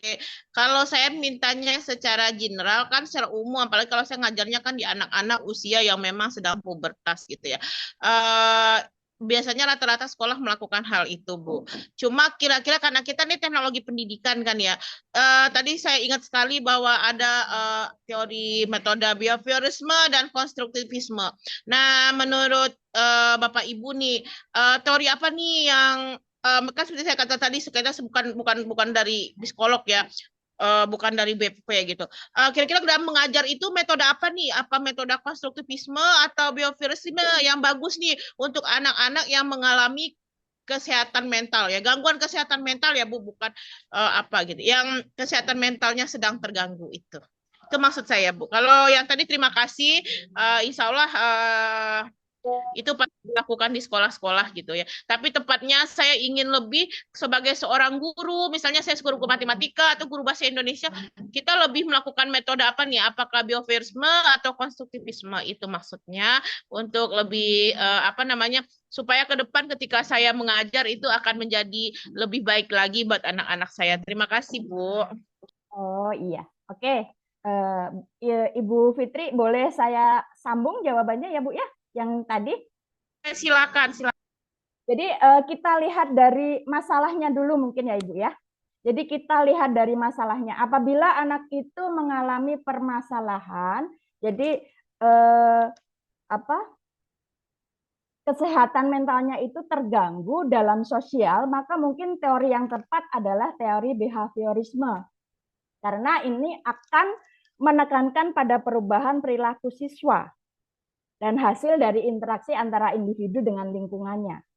Kemudian apabila siswa tersebut mengalami permasalahan yang berhubungannya dengan tidak bisa mengikuti pelajaran, mungkin kita bisa lebih tekankan pada teori kognitivitas. Artinya, untuk penyembuhan mental mereka dari rasa percaya diri karena tidak bisa mengerjakan tugas dengan baik, dari mungkin rasa mereka tertinggal dengan pelajaran yang mereka hadapi, mungkin pendekatan kita dengan menggunakan teori kognitivitas. Kemudian apabila ternyata siswa itu misalnya tidak bisa membangun pengetahuan atau pemahaman mereka tentang suatu kegiatan KBM, nah ini kita bisa melalui dengan pendekatan teori konstruktivisme. Kemudian kalau misalnya motivasi, kita membangun motivasi siswa itu bagaimana? Kita ingin siswa itu untuk terbentuk seperti apa? Kalau misalnya dia lebih merasa percaya diri kalau bidang yang dia pelajari itu adalah bidang yang diminati, otomatis nanti adalah berhubungan dengan teori motivasi intrinsik. Nah, kemudian kalau yang intrinsik biasanya kita mengasih reward. Kalau misalnya siswa itu mampu berprestasi, mampu menunjukkan kemampuannya dalam satu bidang dan mendapatkan penghargaan, itu bisa memacu mereka, maka pendekatan yang kita gunakan lebih pada teori motivasi ekstrinsik. Itu mungkin garis besarnya Ibu. Nanti mungkin untuk pemahamannya lebih jelas, nanti bisa saya bagikan makalahnya. Nanti Ibu bisa baca dalam makalah kami. Atau mungkin dari Pak Ahyat mau menambahi. Kalau dari saya cukup sampai ini. Terima kasih Bu Fitri. Silakan kalau misalnya Pak Ahyat mau menambahi jawabannya Pak Ahyat. Bukan untuk efisiensi waktu. Mungkin dari Bapak Ibu. Dan jika tidak ada, kami mencoba menjawab diskusi pertanyaan dari Pak Hasan. Demikian Bu Fitri. Terima kasih Bapak. Sama-sama Fitri, sehat selalu. Amin, amin ya rabbal alamin. Baik, ini menarik pertanyaan dari Pak Hasan ini. Dari teori-teori yang tadi sudah dipaparkan oleh kami, Pak Hasan mengaitkan dengan beberapa hujah, dalil dari Al-Quran, dari hadis, dan sebagainya, yang di dalamnya memang terkait ada prinsip-prinsip psikologi pendidikannya. Pertanyaan dari Pak Hasan itu adalah, jika dibandingkan teori-teori Barat dan Islam, kira-kira kita mau cenderung kemana, atau lebih baik ada di mana? Pertanyaan itu bisa dijawab dari statementnya Pak Hasan tadi. Di awal tadi menyebutkan bahwa al-Islamu a'la wa la yu'la. Islam itu sudah di atas segalanya. Jadi menurut hemat saya pribadi adalah memang pendidikan dalam Islam itu yang akan kami pilih, yang akan saya pilih. Karena dalam Islam itu tujuan pendidikan dalam Islam mencakup banyak, holistik, keseluruhan, bisa ada di ranahnya dunia dan tujuan kita di akhirat. Jadi itu menjadi pertimbangan jawaban saya kenapa harus memilih teori dari Islam. Jadi intinya adalah di tujuan pendidikan Islam itu sendiri, kita sudah tahu bahwa tujuan kita adalah akhirat. Nah, dari teori-teori yang ada yang ada di Indonesia, mungkin memang lebih banyak teori dari Barat. Tapi tidak juga menurut kemungkinan teori-teori Islam pun ada di Indonesia. Misalnya, kalau kita lihat secara general, teori Barat itu diadopsi lebih banyak di sekolah-sekolah umum misalnya. Dan juga prinsip-prinsip pendidikan Islam bisa juga diterapkan, contoh misalnya di sekolah-sekolah yang basisnya adalah Islam, SD IT, SMP IT, Madrasah Aliyah atau MTS negeri. Dan itu bisa dilihat persentasenya memang akan lebih banyak di umumnya. Jadi menurut saya teori yang banyak digunakan di Indonesia ini adalah teori-teori Barat yang memang pengaruhnya banyak sekali. Tapi dari teori-teori Islam pun tidak kalah eksisnya juga. Sekarang sudah banyak bermunculan lembaga-lembaga pendidikan yang berbasis Islam. Yang tadi tujuannya adalah tujuan pendidikan Islam itu holistik, jadi menyeluruh. Kita bisa mendapatkan keduanya, baik dunia dan akhirat, dan menekankan pada nilai-nilai etika yang sangat diutamakan dan lain sebagainya. Jadi yang bisa saya jawab adalah itu, Pak Hasan. Jika pertanyaannya tadi adalah jika dibandingkan dengan teori Barat, saya akan memilih teori Islam. Dan di Indonesia sendiri tadi yang lebih banyak adalah penerapan teori-teori prinsip-prinsip psikologi dari Barat. Kita tahu kurikulum 13 atau kurikulum Merdeka sekarang banyak menerapkan teori-teori behaviorismenya, kemudian ada teori kognitivisme dan sebagainya. Itu adalah bentuk dari kontribusi atau penerapan teori-teori Barat ke dalam program-program sekolah yang ada. Demikian Pak Hasan, mohon maaf jika paparannya belum bisa sesuai dengan harapan. Terima kasih. Izin sedikit saja. Baik, terima kasih atas jawaban luar biasa dari Pak Ahyat dan Bu Pita, bahwa bukan berarti psikolog Barat tidak memberikan manfaat barangkali bagi kita ya. Sama kita yakini bahwa psikolog ini sudah ada katakanlah 14 abad yang lalu. Tapi kemudian muncullah teori-teori Barat yang mungkin bisa dikatakan memperkuat. Jadi teori-teori Barat itu memperkuat apa yang ada di dalam Islam. Sehingga tambah yakinlah kita kepada kebenaran Islam. Mungkin kira-kira seperti itu barangkali Kang Ahyat ya. Artinya bukan berarti psikolog-psikolog Barat ini tidak bermanfaat bagi kita. Tetap bermanfaat, tetapi mungkin justru kehadiran mereka itulah memperkuat pernyataan-pernyataan yang ada di dalam Islam, dan kita sebagai umat Islam semakin yakin akan kebenaran agama yang kita yakini, dinul Ya, Islam. Terima kasih Kang Ahya. terima kasih Ya, sama-sama. Assalamualaikum Betul, betul. warahmatullahi wabarakatuh. Terima kasih tambahannya. Memang demikian. Misinya memperkuat, mengemphasize apa namanya, teori yang ada di Islam itu sendiri.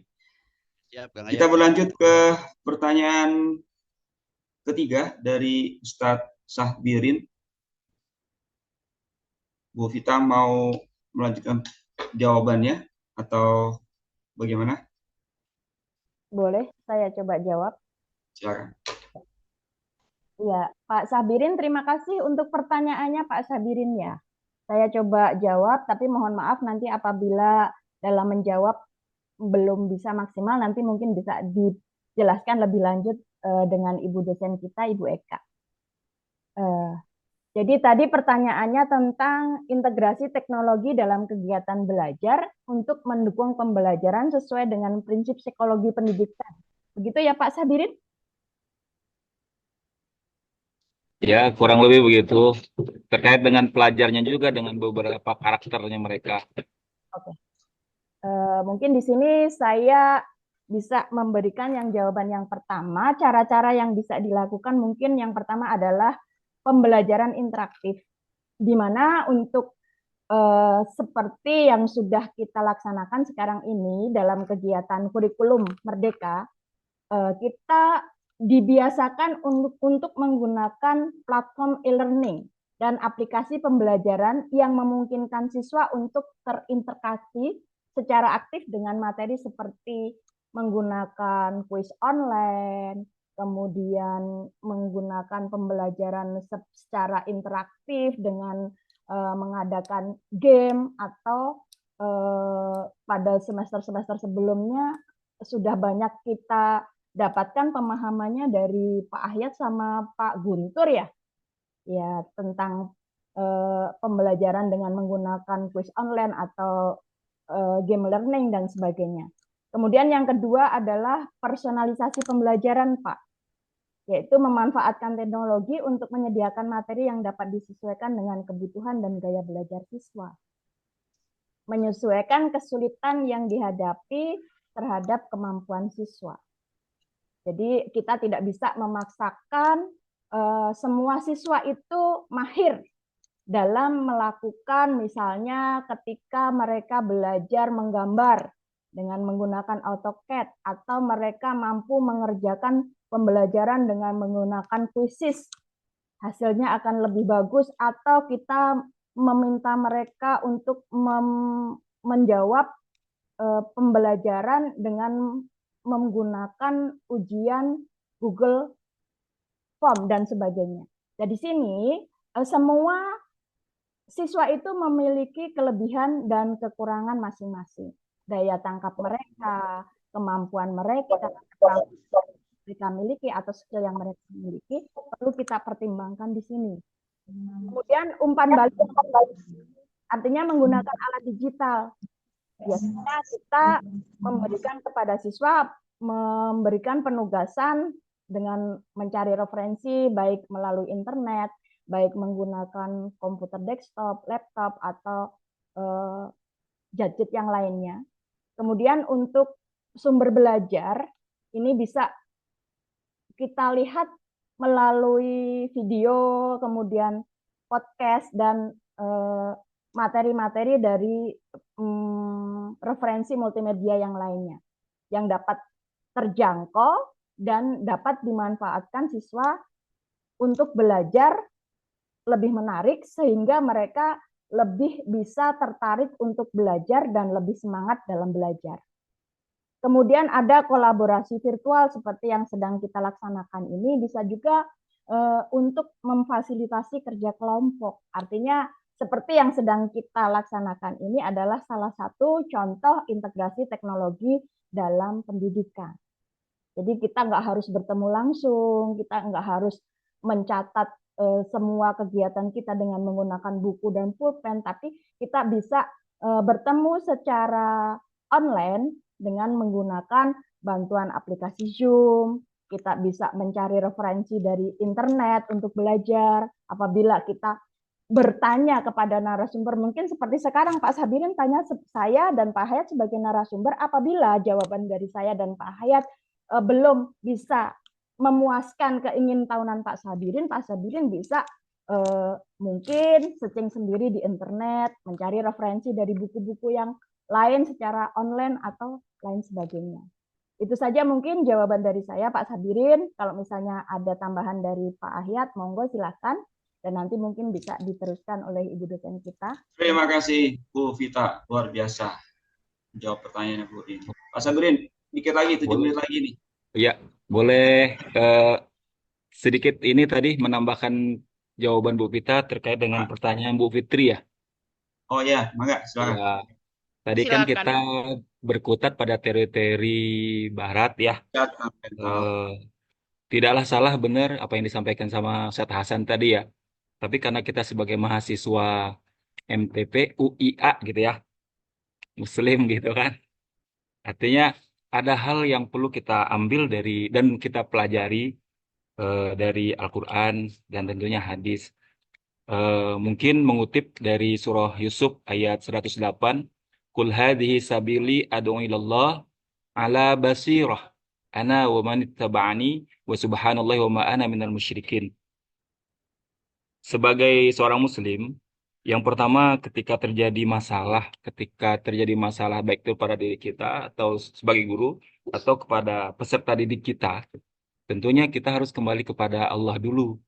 Karena kita ini mendidik manusia yang memiliki rasa, dia ciptaan penciptanya yaitu Allah. Maka yang paling bagus solusi, yang mendatangkan solusi terbaik pasti penciptanya. Ya, produknya dia maka harus cari eh, apa namanya pemecahan masalahnya, solusinya kepada pencipta. Kalau kita melihat Nabi Ibrahim ya, maka dia punya doa Robbi habli minas salihin gitu. Ada kekuatan doa yang dimiliki oleh seorang pendidik selaku orang tua dia di sekolah, yang itu harus banget digunakan. Doa ini memiliki kekuatan jika gurunya memiliki hubungan emosional yang baik dengan penciptanya lewat salat tahajudnya. Kan nanti bisa menemukan ayat misalnya wa minal laili fatahajjat bihi nafilatan lak asa rabbuka ayyab'asaka asa ayyab'asaka rabbuka maqama mahmuda. Artinya guru itu atau ada yang lain misalnya kaulan tsaqila. Artinya kata-kata yang menghunjam. Dia memiliki kedudukan tinggi, dia memiliki kata-kata yang menghunjam. Orang-orang yang memiliki kedekatan yang baik pada Allah, terutama di malam harinya dimanfaatkan berasik masuk dengan Allah, dia memiliki kata-kata yang bagus, kata-kata ajimat, kata-kata yang memiliki nilai yang bagus. Nggak banyak mungkin, tapi memiliki eh, sisi emosional yang memiliki nilai religiusitas yang bagus. Dan ini tadi kalau di awal kata kul hadhihi sabili ad'u ilallah sebagai guru muslim, maka yang harus kita tanamkan bahwasanya kalau saya mengajar, saya ingin menanamkan nilai-nilai keislaman yang baik kepada peserta didik saya, menginginkan dia agar mencintai Robnya, mengenal dia, bagaimana cara beribadah kepadanya, agar dekat kepadanya. Kan gitu kan tujuan kita kan.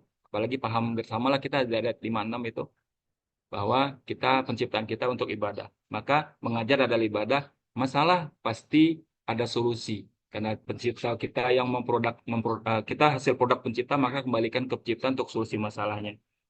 Seperti itu kata eh, kata ala basirah di situ juga di ayat yang sama tadi, artinya orang-orang memiliki pandangan yang dia jauh ke depan.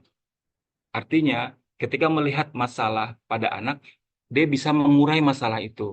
Mulai dari pendekatan psikologi kepada anaknya, perlu ada namanya home visit juga, melihat bagaimana lingkungan dia dibesarkan, kemudian bagaimana pendidikan di keluarganya, strata pendidikan mereka, strata sosialnya juga berpengaruh terkadang terhadap ini anaknya. Jadi perlu banyak faktor yang dilihat tadi Bu Vita sudah memberikan banyak faktor dan itu bagus saya rasa, dan sebagaimana Bu Fitri juga katakan sekolah-sekolah juga melakukan yang sama untuk saat ini. Tapi ada yang paling penting tadi bahwa Karena kita mendidik manusia, produk pencipta, setiap masalah pasti ada solusi dari pencipta, maka kembalikan kepada pencipta. Gurunya yang pertama yang harus memiliki nilai-nilai religiusitas yang tinggi. Ya, kalau 5P itu, yang pertama itu yang harus guru benar-benar pahami sebagai muslim, maka bagaimana hubungan kita yang baik kepada pencipta itu yang harus dinomorsatukan. Mohon maaf ya Bu ya. Apaan? Assalamualaikum warahmatullahi wabarakatuh. Waalaikumsalam warahmatullahi wabarakatuh. Wah, menarik sekali Bapak dan Ibu diskusi kita hari ini. Mengingat waktunya tinggal 3 menit lagi, kami akan kembalikan untuk pendalaman ke dosen kita, Bu Eka. Dari kami ucapkan banyak terima kasih buat teman-teman sekolah yang teman-teman kuliah yang sudah berpartisipasi di diskusi ini. Mudah-mudahan ada banyak kebaikan. Mohon maaf jika penjelasan kami ada banyak kekurangan dan belum berkenan di keinginan teman-teman sekalian. Mohon maaf. Saya akhiri. Assalamualaikum warahmatullahi wabarakatuh. Waalaikumsalam warahmatullahi wabarakatuh. Iya, baik. Terima kasih presentasinya kelompok 1 ini bagus sekali ya. Jangan lupa, sebelumnya saya tadi sudah chat di grup ya. Tolong materinya ini email saya sedang bermasalah untuk link untuk masuk ke dalam Google Classroom. Saya nggak tahu apakah materi makalah dan PowerPoint sudah dikirim ke Google Classroom. Karena saya nggak bisa buka, jadi saya nggak bisa ngecek. Tolong dikirimkan ke WA saya juga ya, Pak ya. Baik. Nah, ini saya mesti tanya ini kenapa kok saya nggak bisa masuk ke GC ini ya. Lagi ada masalah mungkin. Ya, baik. Terima kasih. Saya tunggu ya. Oke, baik. Tadi menarik sekali. Saya suka nih diskusi seperti ini ya, jadi hidup gitu ya. Dan sebenarnya memang seperti yang sudah saya sampaikan, materi orientasi baru psikologi pendidikan ini materi yang tidak pernah basi ya, materi yang selalu hidup, selalu berkembang gitu ya. Seperti halnya kemarin saya sudah memberikan EPS, ternyata ada EPS baru ya, jadi kita gunakan yang terbaru ini ya. Kita gunakan yang terbaru yang tadi tempo saya sampaikan, bahwa kita nanti juga akan membahas berbagai hal yang terkait dengan katakanlah brain based learning gitu ya. Jadi bukan cuma teori-teori klasik ya. Tadi yang seperti yang sudah diungkapkan oleh Bu Vita ya, itu kan teori-teori behaviorisme ya, kognitif dan seterusnya, itu teori klasik, kita akan bahas juga dan selain yang lain-lainnya. Nah, silakan nanti lebih dielaborasi gitu ya oleh kelompoknya yang harus mempresentasikan. Baik, komentar saya pada secara keseluruhan ya. Pertama, tadi saya setuju dengan Pak Nur Hasan ya. Saya juga sebelum mulai ini saya lupa untuk memberikan arahan untuk penulisan makalah ya. Khusus untuk orientasi mata kuliah ini ya. Mata kuliah ini memang didasari oleh teori-teori barat ya. Kalaupun tadi Pak Nur Hasan menyebutkan ahli-ahli Indonesia ya, siapapun yang Bapak sebutkan ya, Profesor Salito itu dosen saya, siapa lagi, rata-rata itu dosen saya, semua mereka itu bahkan sangat barat ya, kalau boleh dibilang sangat barat ya, sangat berkiblat pada teori-teori barat ya, psikologi barat. Dan teori psikologi itu sebenarnya orang mengatakan bahwa itu teori yang sangat sekuler gitu ya, karena memang dasarnya dari ilmu filsafat manusia, di mana para ahlinya itu bisa berselancar dalam logika ya, sampai mereka bahkan ada yang schizofren ya, sampai schizofren ya, ada yang ateis ya. Itu orang-orang psikologi itu sangat seperti itu ya, sekulernya, saking liberalnya ya, sampai bebas merdeka gitu dalam berlogika ya, dalam berfilsafat gitu ya. Nah, kita memang di sini harus mengembalikan kepada kita yang muslim ya, kembali lagi kepada kaidah-kaidah kita menuntut ilmu sebagai seorang muslim ya. Nah, salah satu poin yang saya selalu berikan arahan pada setiap penulisan makalah di mata kuliah ini usulnya mata kuliah ini, kalau kayak yang kemarin mata kuliah kurikulum itu ya walaupun masih tetap harus juga kita lekatkan dengan Al-Quran dan hadis, tetapi lebih kurikulum itu lebih bersifat teknis. Kalau yang ini teori, ini pemahaman nilai, ya, bukan cuma teori dalam artian pengetahuan, tetapi ketika kita belajar psikologi, kita akhirnya belajar nilai, gitu ya. Oleh karena itu, karena kita ini Universitas Islam As-Safi'iyah, maka kita harus mencerminkan, harus memberikan warna Islam di dalam setiap uraian, ya, kajian ilmiah kita, gitu ya. Oleh karena itu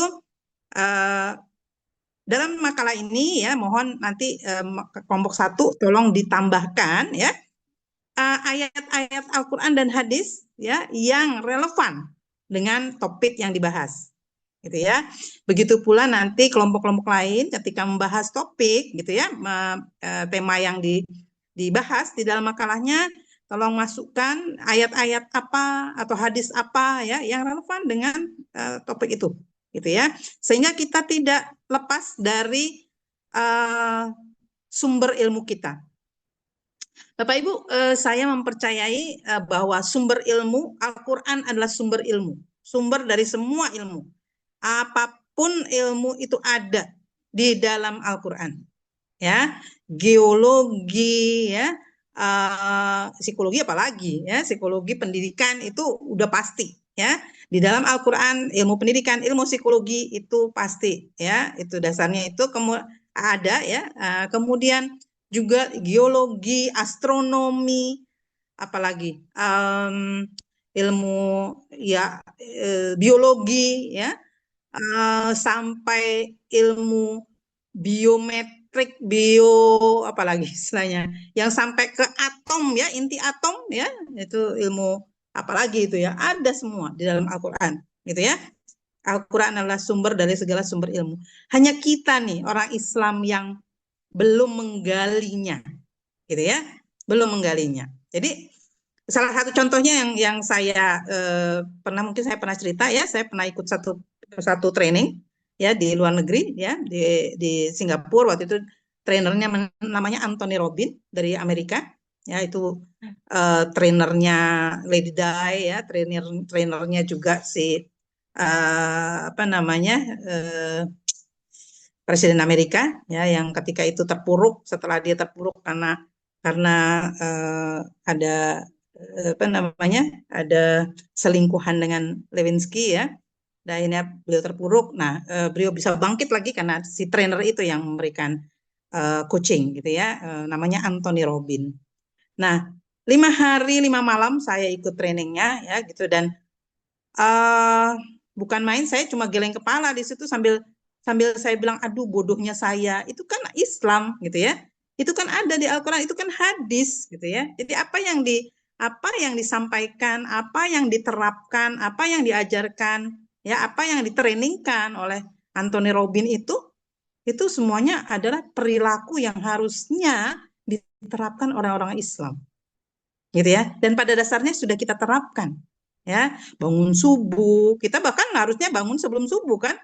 Kita di akhir di ujung malam, kan, gitu ya. Kita harus bangun itu di ujung malam, sebelum subuh, kan, gitu ya. Di saat sahar, ya, gitu. Jadi kenapa? Karena di saat itulah Allah mendekati kita, ya, Allah turun ke bumi untuk melihat siapa-siapa yang meminta pertolongan dan akan ditolongnya, ya, siapa-siapa yang mengagungkan namanya, maka siapa-siapa yang mengagungkan namanya, Allah pun akan memberikan kemuliaan derajat untuknya, kan, gitu ya. Itu dijanjikan. Itu ternyata semua yang diajarkan itu sebenarnya hadis, ya. Ada dalam Al-Quran, ada dalam hadis, gitu ya. Nah, ini kita yang tidak menggali ilmunya, saya bilang gitu, ya. Sampai waktu itu saya sampai diajari cara makan, pola makan, ya, pola makan sehingga 5 hari 5 malam itu dari training itu mulai dari jam 9 pagi sampai jam 12 malam, ya. Setiap hari itu sampai dari jam 9 pagi sampai jam 9 malam, tapi kemudian ada sesi-sesi di mana kita sampai setelah tengah malam, ya, karena ada fireworknya, ada menginjak baranya. Nah, itu menginjak bara itu ada di tengah malam, jam 12 malam mulainya. Sehingga selesai baru jam 2 pagi, gitu ya.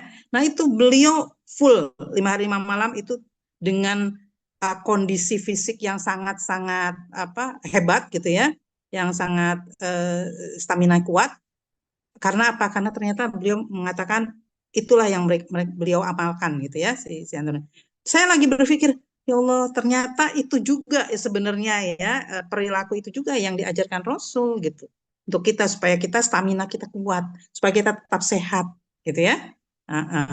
Nah, jadi Bapak Ibu tolong nanti kelompok 1 dimasukkan ya ayat-ayat Al-Qur'an dan hadis yang relevan. Begitu juga kelompok lain yang akan membahas topik-topik selanjutnya ya.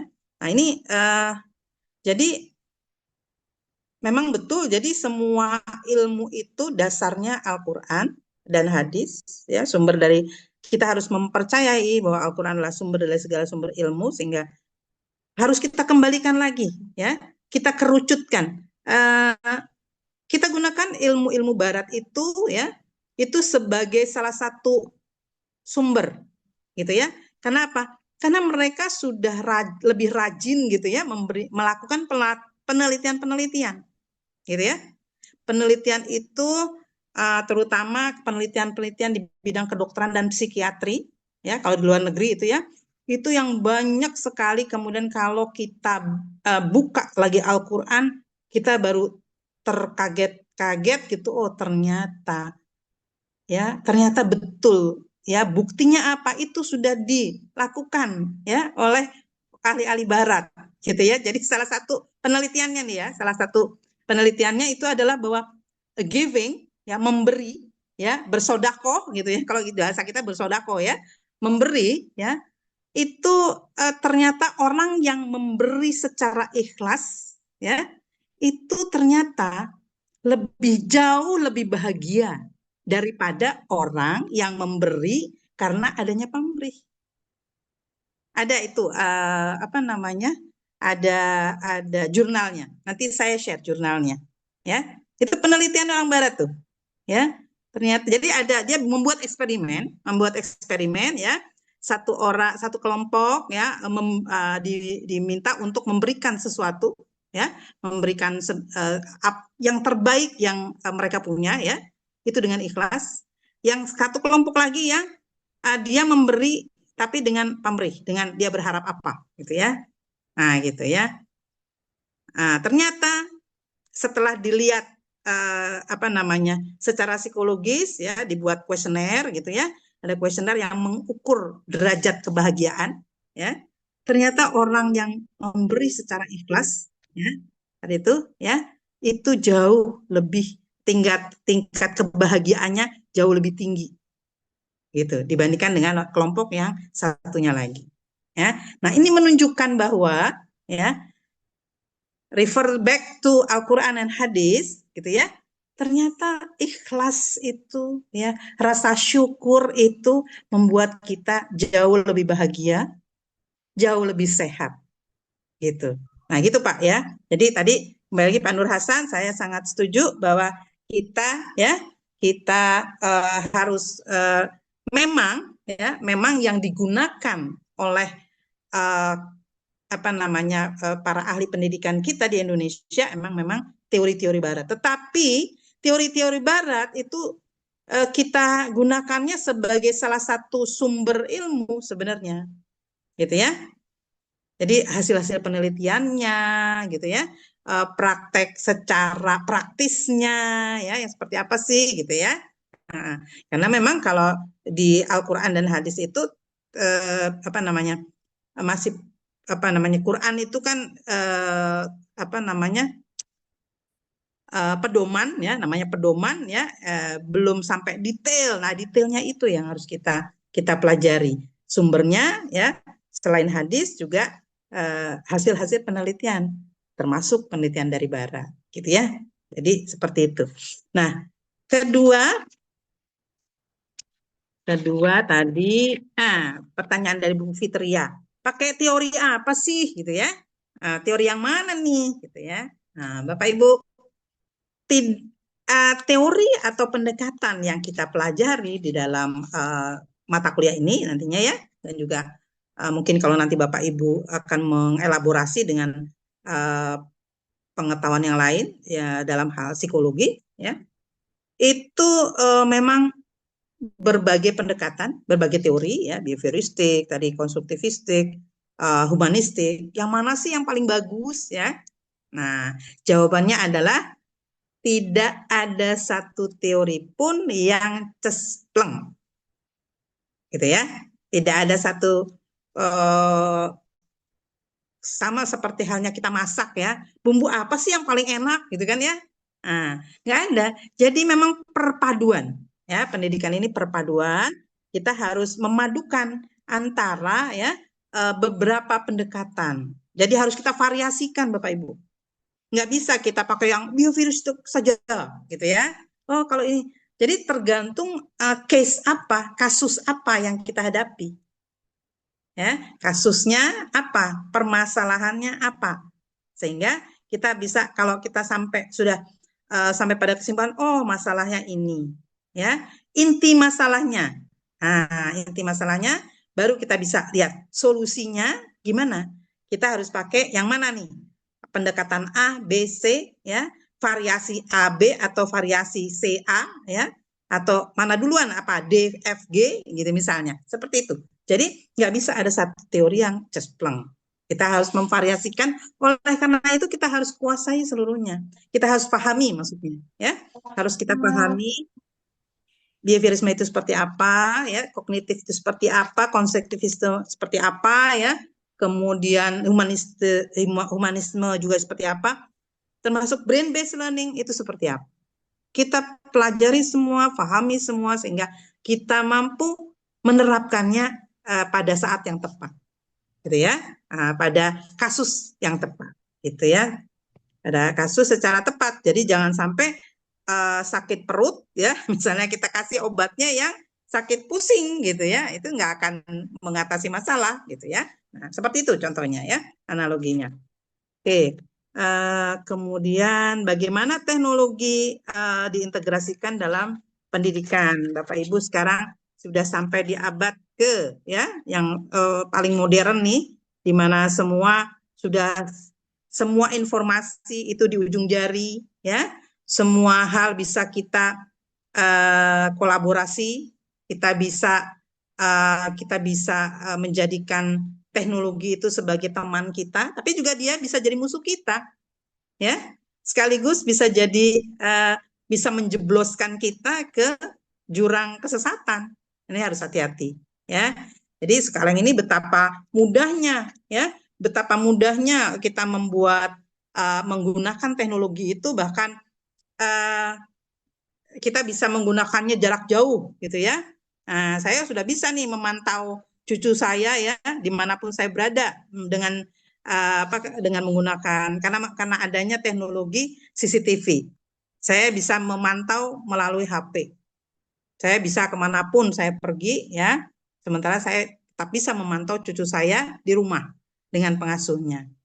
Ya, saya bisa berkomunikasi ya dengan CCTV itu ya. Saya bisa berkomunikasi dengan pengasuhnya tanpa harus mengganggu kegiatan saya yang lain, gitu ya. Bisa ngobrol sama cucu, walaupun saya di Surabaya misalnya ya, cucu saya kan di Jakarta misalnya ya, terus saya lagi ke Makassar, saya bisa ngobrol, mau ngobrol seperti ini, gitu ya. Karena apa? Karena ada pantauan CCTV, gitu ya. Jadi sebenarnya teknologi itu tergantung kita bagaimana menggunakannya. Kita bisa menggunakannya, teknologi itu seperti dua sisi mata pisau ya. Bisa itu positif ya, bisa bermanfaat, tapi juga bahaya ya. Nah, bagaimana kita menggunakannya bagaimana kita secara bijak menggunakannya. Nah, tadi kalau ada kasus tadi remaja ya Bu ya, tadi ceritanya tadi siapa yang cerita Bu Fitria atau Bu apa Bu Fitri apa Bu Fitria, Bu. Bu Fitria ya. Jadi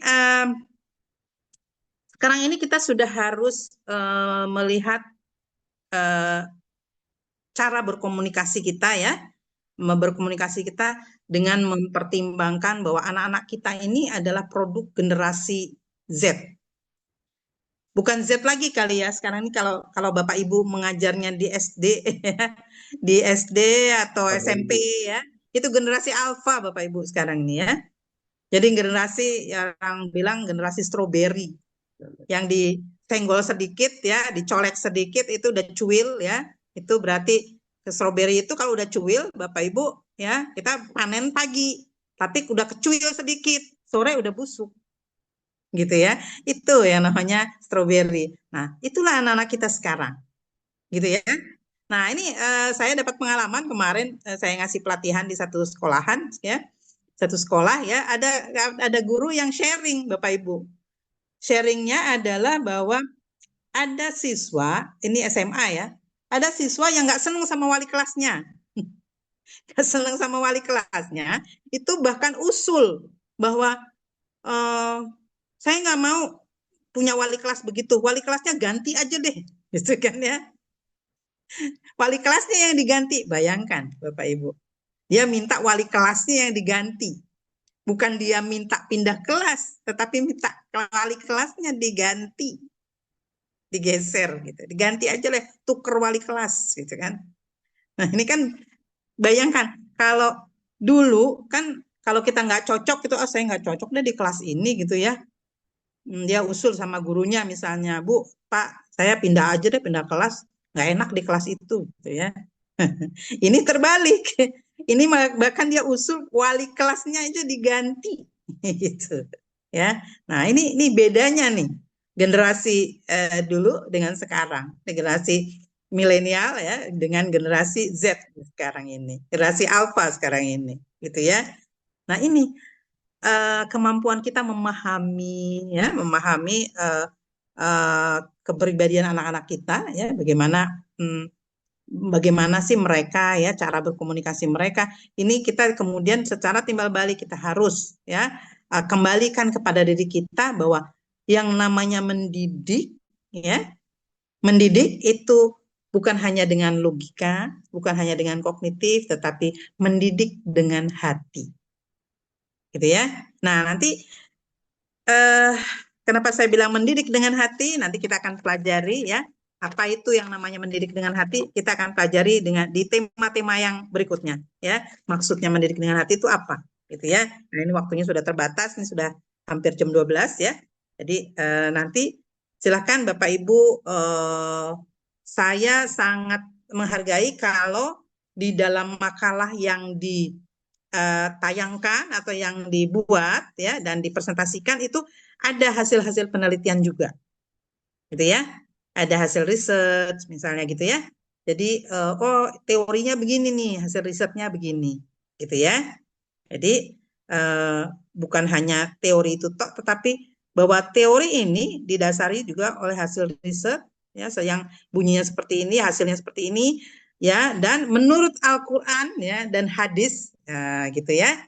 Kalau kita rujuk ya, atau kita merujuk Al-Quran dan hadis gitu ya, kita merujuk pada ayat ini misalnya gitu ya. Ayat ini kata teori ini atau pendekatan ini atau tema ini ya berkaitan dengan ayat Al-Quran ini atau hadis ini misalnya ya. Jadi seperti tadi dicontohkan oleh Pak Nur Hasan ya, bagaimana apa namanya, bagaimana demokrasi ya, hak anak itu, hak anak untuk berkomentar, untuk berpendapat ya, itu diberikan ya oleh orang tua, itu dicontohkan oleh Nabi Ibrahim alaihissalam. Buktinya sebelum beliau melakukan apa yang diperintah Allah, beliau diskusi dulu sama putranya ya kan? Dia sampaikan ke Ismail alaihissalam, ya anakku, ya saya dapat mimpi, saya dapat instruksi seperti ini nih. Bagaimana pendapatmu? Kan gitu ya. Jadi tidak langsung otoriter, langsung, woi nanti tak sembelih gitu kan? Nggak seperti itu. Tetapi ada kesempatan yang diberikan untuk berkomunikasi, berdiskusi, ya bahwa ini apa ini, ya termasuk si ayah kegusaran, kegundahan sang ayah, ya Nabi Ibrahim disampaikan juga, didiskusikan dengan putranya. Nah ini artinya bahwa dalam pendidikan Islam itu sangat mengutamakan komunikasi, ya. Begitu juga dengan halnya Lukman, ya. Lukman mencontohkan, ya, apa yang boleh dan tidak boleh. Bahwa anak bebas berpendapat, tetapi ada satu hal yang harus dipegang teguh dan tidak boleh diganggu gugat, yaitu apa? Tauhid, ya. Tidak boleh syirik. Nah, itu dia, ya. Ya, yang lain boleh, tetapi syirik itu harus benar-benar harus dijaga. Jangan sampai engkau melakukan perilaku kesyirikan gitu. Ya. Nah, seperti itu. Baik, sampai sini Bapak Ibu sudah hampir jam 12. Masih ada yang mau ditanyakan atau bisa kita sudahi? Alhamdulillah. Terima kasih. Sudah cukup, Ibu. Cukup ya? Ya. Baik, kalau begitu ya. Silakan ketua kelas atau pemoderator menutup dengan doa kafaratul majelis. Rekan-rekan sekalian, mari kita akhiri kegiatan diskusi kita pada hari ini dengan baca doa kafaratul masjid. Subhanakallahumma wa bihamdika asyhadu an la ilaha illa anta astaghfiruka wa atubu ilaik. Assalamualaikum warahmatullahi wabarakatuh. Terima kasih Bu. Waalaikumsalam warahmatullahi wabarakatuh. Dr. Eka. Jangan lupa dokumentasi. dosen. Jangan lupa Ya. dokumentasi ya. Ya. Oke.